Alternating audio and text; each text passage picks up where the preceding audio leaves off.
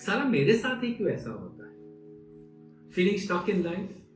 Do you often find yourself saying that, why me? Why I?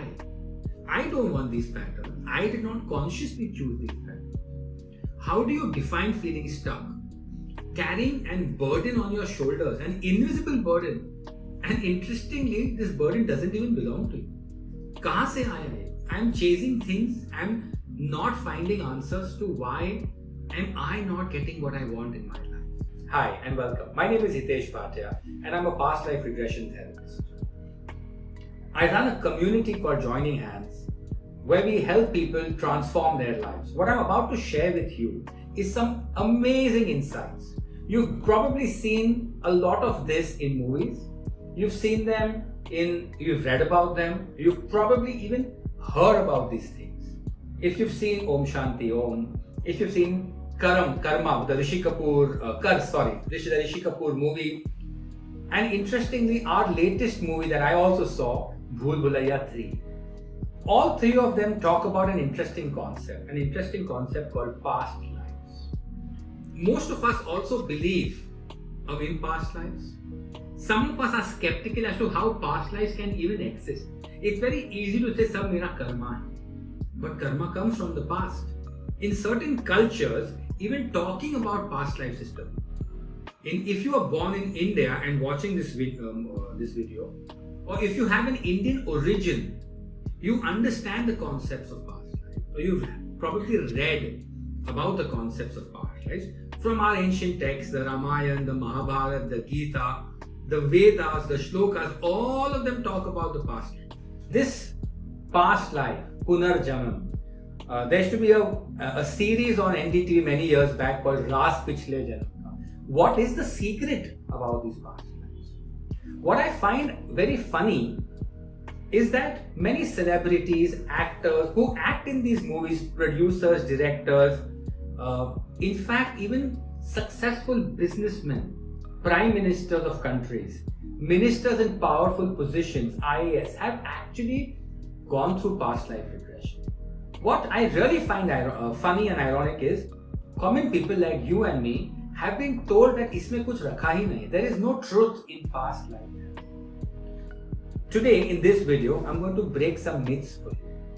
I'm going to give you some facts that are literally going to change your life. In our community and my clients, so many of my colleagues and their clients found that when they used past life therapy, they were able to resolve so many things in their life. Things to do with their finances, to do with their health, to do with their profession and also their relationships. If you've seen the movies that I've spoken about, you've also understood that there is cause and there is action. Every action has an equal and opposite reaction. In Bhool Bhulaiya 3, I loved at the end how the sisters had to come back. I don't want to spoil the suspense for you, but I'm sure it's a movie you've probably seen. But the sisters took birth again to do right what they had done wrong in that. And that is what we call action and reaction. What I'm going to talk to you about today is how a past life therapy session works, how it can impact and change your life, and what are the benefits of doing that. When should you go to see a past life? The entry point to seeing or experiencing your past life begins by you saying, I want to change something about my life. I want to change the money I make. I want to change why my mother-in-law is acting so bitchy towards me. Or I want to change why am I spending so much money in hospitals. Or something absolutely abstract. Why am I not successful in my life? My recommendation is don't go to explore what my past life is. I find many people who come to me to say, Hitesh, I just want to explore what my past life is. And I said, please don't come to me. Don't waste your time and don't waste my time. If you don't want a result, don't do this. Do this when you are fed up and said, I want change. Don't reach a point when you are desperate. When you start by saying, I want to change my life, you will start seeing how a past life therapy can be used. When you approach a past life therapist, the first thing that he or she would ask you is, why are you here? the understanding of the problem. And contrary to popular belief or popular understanding, the therapist has no idea about your past.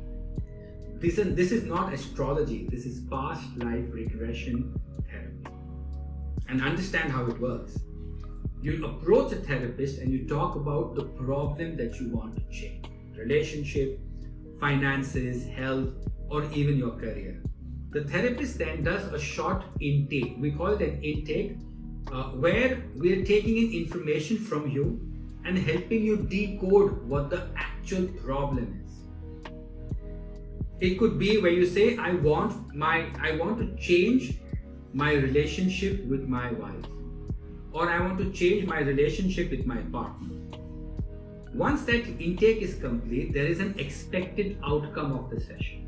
What do you expect? I expect that my wife and I will live amicably, or I expect that my finances will flow into my life beautifully. During the session, the therapist also helps you understand the emotion, the underlying emotion of the problem. Why is the emotion so important? I mean, what does an emotion have to do with the fact that my partner is cheating on me? Emotions are the language of the body. Emotions are the language of the universe. I'm speaking to you in a language called English. We could be anywhere in the world and speak different languages. But the emotion is a language that everybody understands. If I land in China today and I hug someone, and I hug an old friend, or I hug someone who's come to greet me at the airport, they feel the warmth. I might not know the language, but we are communicating in a language which is emotion. The same could happen in Russia or Germany or any part of the world. The therapist will then break your problem down to the emotion you are feeling. Once you understand that emotion then becomes a bridge to go back to your past. How does that work? The emotion is at stage 1 anchored into your body. Where do you feel this emotion? If there was an area where you felt this emotion, most of the times you will feel anger in your hands. Not always, but most of the times. Fear is felt in the stomach, which is why anxiety happens in the stomach. Once this emotion is anchored into your body, you are then taken into a sub-hypnotic trance. Slightly technical term, let me break that down for you. What is a sub-hypnotic trance? A sub-hypnotic trance is a state where your consciousness is relaxed. Our eyes are our most conscious element. It's where we absorb most information from. Of course, we have multiple senses. We can taste, you can hear, you can feel on parts of your body, but seeing is your most conscious sense. When you shut your eyes, you bring down your consciousness. A sub-hypnotic trance can be compared to that state where you're lying on your bed, about to go to sleep. You're awake and you're aware of people moving around you. You might hear and feel the bed sheet moving by your partner. You could feel and sense the footsteps of someone walking in the room.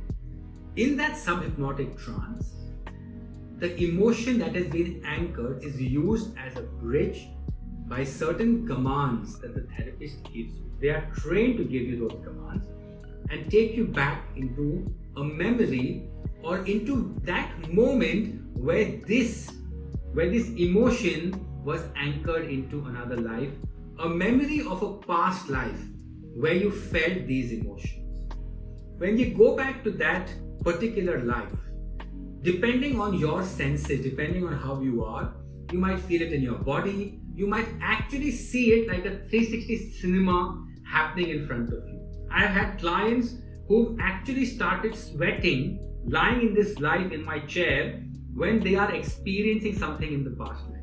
I had a client who was undergoing a heart attack in one life and he started holding his heart because he was experiencing the pain while in that sub-hypnotic trance. Depending on who you are, some of us have thoughts, some of us feel it, some of us relive the moment. When you're in that life, what really happens is we look at what was happening in that point of time. What was going on, what were the experiences, and what was particularly the scenario. And you relive that particular scenario. In therapy, we say reliving is relieving. Reliving is relieving. When you relive that moment, you relieve everything that was stored from those traumatic incidences of that particular. A child who could have been in an accident and is now scared of getting in a car starts understanding that in my past life, I lost my parents in a car accident. So in this life, I don't like sitting in a car. Or someone who was raped and murdered understands that why she has intimacy issues or why she has a fear of being with men in this life in a close room. When that moment is relived, there is a realization and there is an aha moment. The aha moment is the understanding of how that life is now impacting this life. The incidences of that life, the decisions, the reactions of that life now start impacting this. And I'll come to more about that in a bit. Further on, once that moment is processed, a good therapist would make you process it multiple ways. Why multiple ways? To release and resolve any aspects. So if you look at a matrix, there are multiple connections. For example, the child who was in the car accident might also be scared of the color red or might dislike the color red because the incoming car that had the accident was red in color. So then there is not only the fear of losing the parents, the fear of driving, there's also an anger or a dislike towards the color red. So the therapist makes you relive that moment multiple times so that you can release all these connections in the matrix and make it straight lines to make life. From there, the therapist would take you to a moment of death. A moment of death in that life. To understand, what do you really feel those thoughts when you died? It is said, and you experience it in a past life, that our entire life flashes before us. And I say flash because time exists only in our reality. But you see your entire life in front of you at your moment of death. And at that moment of death, how did this incident impact you so you decided for it to react in this life? And I'll repeat that for you to understand. At the moment of death, what were your impressions about that incident that you had? And how you decided or the decisions you took so that you experience them in this life. For example, you decided not to drive. Once that entire session is over, you come back with a newer understanding of where the cause or the origin of these emotions were. You have also resolved them. And if the time permits, you've also done a little future progression. So past life regression and future progression to understand in a future incident, are you feeling that same emotion there? So typically that's how a past life regression session is. It helps you resolve, change perspective, and also change the energy that you're carrying from the past. A session could last anywhere between 1 to 1.5 hours, depending on how much time or how deep you have gone into your past life. So what typically happens is once you've come out of a past life session, you understand a few things. There is an action and there is a reaction. We call it the drama square, the victim, perpetrator, rescuer, bystander. If you were a perpetrator in one life, at the dying moment, did you get the awareness, oh, how bad a person I have been?